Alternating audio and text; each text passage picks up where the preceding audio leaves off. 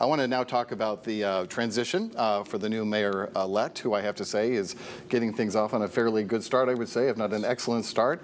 You know, it's in our blood to be critical of government officials and what have you, but I have to say he seems to be saying all the right things and seems to acknowledge the task he has ahead of him and is embracing it. Well, full throttle. Let's talk about his transition team, because I think it's interesting just how he's going about it. And I know that this is fairly common for previous mayors as well. But it consists of 28 co-chairs, all in all, more than 85 people, probably approaching 90 before it's all said and done. And then he's divided all of these transition team members into different groups. There's the people appointment group, public safety, economic development, strong neighborhoods, supporting our youth, thriving arts and culture, transportation and infrastructure, and good governance. All things I think we agree the city needs to work on. It's quite a list, though, and it's quite a list of names there, Otis. Let's throw up some of the names here and see who you are most intrigued by. These are the ones that just stood out to me. If you have another one that I haven't listed, please feel free to interject. But Tony Armstrong, first of all, the former MPD director. M. David Rudd, the former U of M president. Craig Brewer, a well-known film director, doesn't live in Memphis, but is from Memphis. Marco McClendon, the West Memphis mayor. And Ted Townsend, the Greater Memphis Chamber. And this is all volunteer work, as I understand it, and they've all agreed to, as have the many others, dozens of others, to do what they think is best for their city and help this guy out. Oh, no question. I mean, it is a really broad-based group of people covering everything. You just listed all of those sub-areas that everybody's going to be dealing with, and they involved all of the things that Memphis needs to address. I guess I'm intrigued by certainly Tony Armstrong, because I think that shows that he's going to put some emphasis on what to do about public safety and specifically what to do about the police department itself. And so I'm really intrigued by that. I think Joselle Booker is on this team. She is someone who knows about minority businesses in town, so she would be in that. And I was intrigued by Marco McClendon. I mean, I don't know that we've had a person from out of town across the state line, across the river, serving on a transition team, and that shows that he is interested in some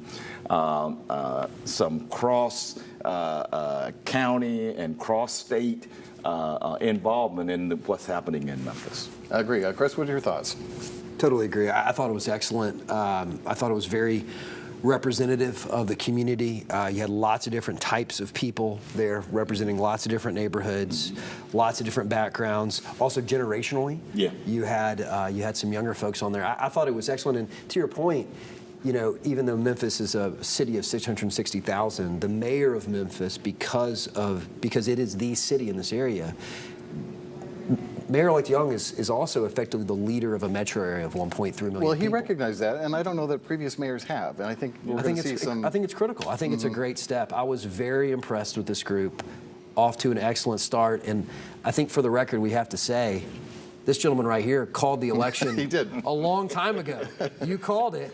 From the moment he entered the race. I think we just have to say he was right. You were right. I knew I liked you. I knew the work across party lines. That's right. Thank you. I appreciate it. Transition is the word I want to focus on. Transition means a change from one form to another. And I think we've had transition teams before, but I think this is perhaps the most important transition team, because Memphis is either going to change for the better or for the worse. If we stay the same, it's for the worse. As I understand it, there are going to be at least two other areas added to the transition team. One is a faith community component. The other is a healthcare component. And they'll come under the strong neighborhoods piece. So I think moving forward, if we get community involvement, if the people who lost the race will step up and demonstrate public support for the administration, I think we can change for the better, but that remains to be seen. Can it get too unwieldy, the number of people? I just throw that out there. There was one city councilman who told me, wow, there's more people on his transition team than a starting preseason NFL squad. But maybe that's legitimate. I don't know. Is there some concern there or do you think it's legitimate? Well, I've been on a similar type body under Dick Hackett, who he looks a lot like him. But anyway, I think it depends on how the meetings are ordered and what the structure is going to be of the work that they will do. Certainly, it's unwieldy if you're trying to get everybody together in one room at one time. But I think Mayor-elect Young is bright enough to order it so that there can be effective contributions from each of those subsets of people. You guys agree? I agree, and I'll add this, that it's going to be important for the co-chairs to be good leaders, because I think Paul Young has talked about good, strong leadership throughout the campaign. And if he has co-chairs like David Rudd and Tony Armstrong and some others, those are good leaders. I know these folks, and they are capable. And so if you have that in place, you know, yeah, 85 is a lot. But if you have the leadership there and they're not all meeting in the same room and all talking at the same time, I think it'll be all right. If you're a new mayor and you want to make an impact in that first 100 days, Chris, what do you think are the one or two issues that he could just say, okay, I'm serious here, I'm now in charge, and I'm going to start making a difference very soon? Yeah, great question. No surprise, I think public safety. And I think he's focused on that. I think you mentioning the appointment of Tony Armstrong, former Memphis police director. I think that was an excellent choice. I think if you ask most Memphians, it's not that public safety is the first issue out of 10. It's 1, 2, 3, 4. We've talked a lot about it on this show. Right. But I think this demonstrates that he's serious about it. His other remarks, he's certainly serious about it. Like I said, I think this is an excellent start. I think it suggests a lot of buy-in, a lot of hope, a lot of enthusiasm. They say a change is as good as a rest. Well, we need one right now. Yeah. So, Good point. Anything you would like to add to that other than public safety?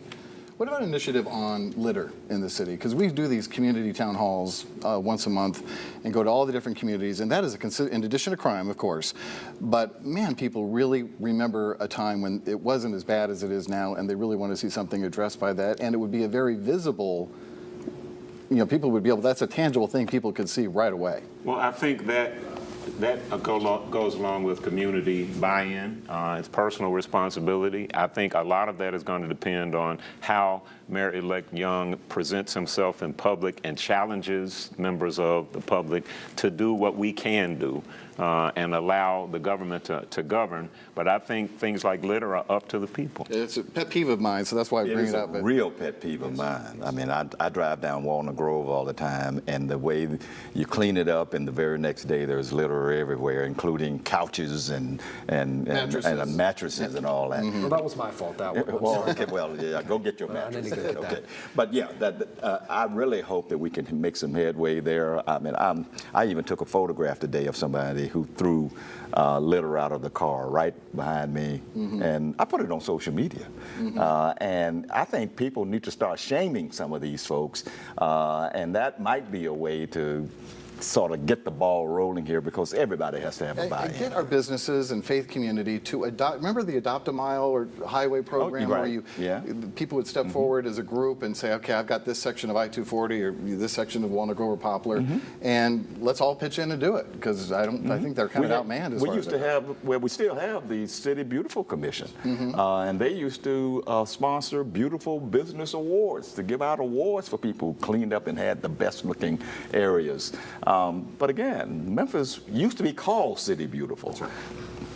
You can't say that now with all the land. And I think it goes deeper than just looking at something and be pleasing to the eye.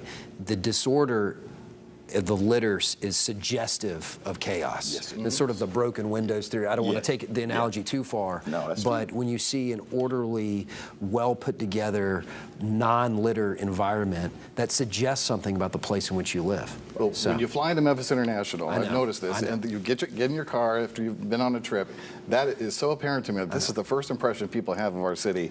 We need to do something about it. All right, we've been spending too much time on this, but when we come back, we're going to talk about crazy time when it comes to some politicians from Washington to Arkansas right after this.